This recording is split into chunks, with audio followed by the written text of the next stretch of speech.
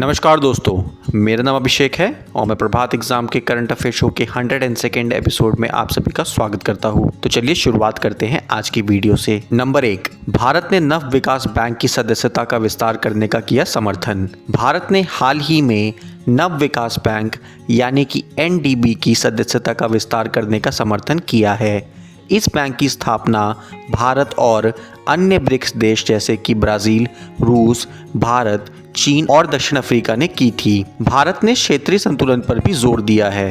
अभी केवल ब्रिक्स देश ही NDB के सदस्य हैं। नंबर 2, न्यू डेवलपमेंट बैंक या NDB क्या है? NDB ब्रिक्स देश जैसे कि ब्राज़ील, रूस, भारत, चीन और दक्षिण अफ्रीका द्वारा स्थापित और संचालित एक बहुपक्षीय विकास बैंक है। इसे अमेरिकी वर्चस्व वाले मौजूदा विश्व बैंक और अंतर्राष्ट्रीय मुद्रा कोष के विकल्प के रूप में देखा जाता है। इसका मुख्यालय चीन के शंघाई में स्थित है। विश्व बैंक के विपरीत जो पूंजीगत हिस्से के आधार पर वोटों को प्रदान करता है, न्यू डेवलपमेंट बैंक में प्रत्येक भागीदार देश को एक वोट आवंटित किया गया है और किसी भी देश के पास वीटो शक्ति नहीं है। इस बैंक का उद्देश्य अन्य ब्रिक्स देशों और अन्य उभरती तथा विकासशील अर्थव्यवस्थाओं की सतत विकास की मूलभूत परियोजनाओं के लिए वित्तीय संसाधन जुटाना है। नंबर 3, UAE ने शराब की खपत और अविवाहित जोड़ों के सहवास पर इस्लामी कानून में दी छूट। UAE ने 21 वर्ष और उससे अधिक उम्र के लोगों के लिए शराब की खपत,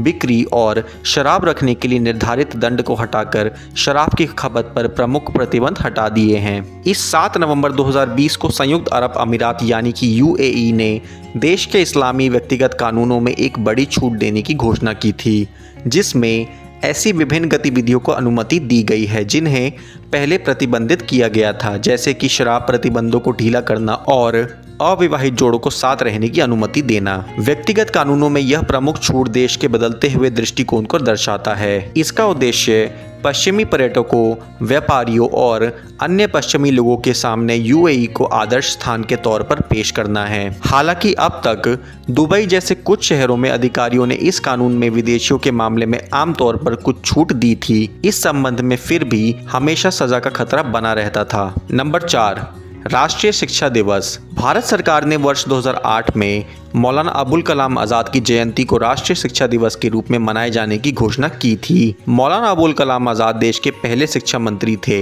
15 अगस्त 1947 से 2 फरवरी तक वे शिक्षा मंत्री बने रहे। देश भर में 11 नवंबर को प्रत्येक साल राष्ट्रीय शिक्षा दिवस के रूप में मनाया जाता है। यह दिवस स्वतंत्रता सेनानी एवं भारत के प्रथम शिक्षा मंत्री मौलाना अबुल कलाम आज़ाद की जयंती के अवसर में मनाया जाता है। मौलाना अबुल कलाम आज़ाद का जन्म 11 नवंबर 1888 को हुआ था। मौलाना अबुल कलाम आज़ाद भारत के पहले शिक्षा मंत्री थे। उन्होंने भारत की आज़ादी के बाद विश्वविद्यालय अनुदान आयोग यानी कि UGC की स्थापना की थी। मौलाना आज़ाद 35 वर्ष की कम उम्र में भारतीय राष्ट्रीय कांग्रेस के अध्यक्ष थे। वे उर्दू में कविताएं भी लिखते थे। लोग उन्हें कलम के योद्धा के रूप में भी जानते थे। उन्होंने उच्च शिक्षण संस्थानों की स्थापना की और देश में मुफ्त शिक्षा के लिए भी काम किया। नंबर 5, अजीम प्रेमजी बने सबसे दानवीर भारतीय। अजीम प्रेमजी एक दिन में 22 करोड़ रुपए और एक साल में 7,904 करोड़ रुपए दान करने वाले वित्तीय वर्ष 2020 में सबसे दानवीर भारतीय बन गए हैं। हारून इंडिया द्वारा जारी एक रिपोर्ट के अनुसार अजीम प्रेमजी सबसे बड़े दानवीर भारतीय हैं। उनकी दिग्गज सूचना तकनीकी कंपनी विप्रो के संस्थापक अजीम प्रेमजी ने परोपकारियों की सूची में पहला स्थान हासिल कर लिया है। उन्होंने पिछले वित्त वर्ष 2019-20 में लगभग 7,904 करोड़ रुपए दान दिए हैं। दोस्तों, अब समय आ गया है आज के सवाल का। आज का सवाल है कि किस देश ने कोविड-19 की दूसरी वैक्सीन को शुरुआती ट्रायल के बाद स्वीकृति दे दी है? आपके ऑप्शन हैं जापान, भारत, रूस या पाकिस्तान। आप अपने जवाब हमें नीचे दिए गए कमेंट सेक्शन में बताएं। हम इस पर कल की वीडियो में चर्चा करेंगे। दोस्तों, कल की वीडियो में हमने आपसे पूछा था कि हाल ही में किस राज्य सरकार ने सरकारी नौकरियों में 33% महिला आरक्षण को मंजूरी दे दी है। दोस्तों, इसका सही उत्तर है ऑप्शन ए, पंजाब। पंजाब सरकार ने पंजाब सिविल सेवा नियम 2020 को मंजूरी दे दी है। इस फैसले के तहत राज्य की सरकारी नौकरियों में सीधी भर्तियों में महिलाओं को 33% आरक्षण मिलेगा। वहीं मुख्यमंत्री अमरिंदर सिंह की कैबिनेट ने युवाओं को रोजगार देने के मकसद से राज्य रोजगार योजना को भी मंजूरी दी है। दोस्तों, आज की वीडियो में बस इतना ही। वीडियो पसंद आई हो तो वीडियो को लाइक और शेयर जरूर करें।